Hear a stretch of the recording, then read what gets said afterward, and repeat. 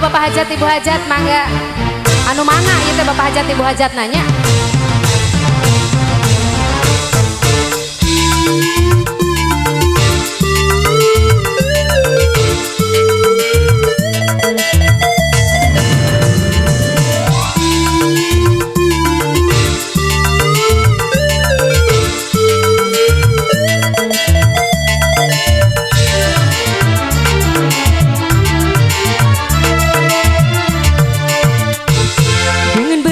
Rahmatnya Indonesia merdeka, bebas dari penjajahan dan penindasan.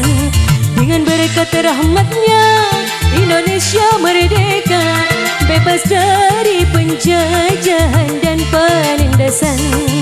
Kita syukuri rahmat ilahi dengan bersatu membangun RI.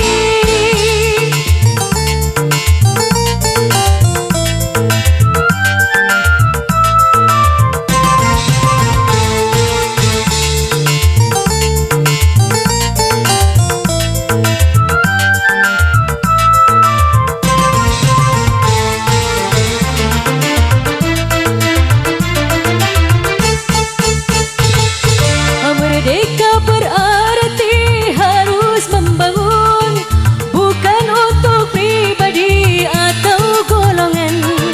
Makmur untuk semua, adil untuk semua, hukum pun berlaku untuk semua. Merdeka bukan yang bebas tanpa hukum, merdeka bukan yang menang berkuasa. Merdeka berarti bersatu membangun. Allah mencintai umat yang membangun, Allah membenci umat yang membuat rusak. Allah mencintai umat yang membangun, Allah membenci umat yang membuat rusak. Kita syukuri rahmat ilahi dengan bersatu membangun RI.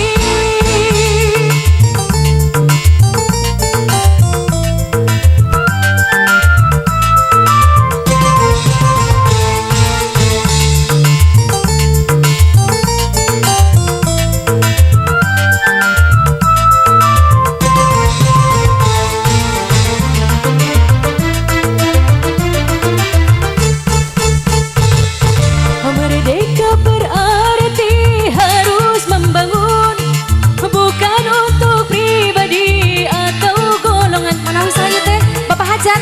Masya Allah Bapak Hajat. Hatur nuhun. Hukum pun berlaku untuk semua. Hatur nuhun. Merdeka bukan yang bebas tanpa hukum, merdeka bukan yang menang berkuasa. Merdeka berarti bersatu membangun. Allah mencintai umat yang membangun, Allah membenci umat yang membuat rusak. Allah mencintai umat yang membangun, Allah membenci umat yang membuat rusak. Kita syukuri rahmat ilahi dengan bersatu membangun RI. Oke, satu buah nomor lagu ada Merdeka Membangun terbagus buat Dedek Sunat ya.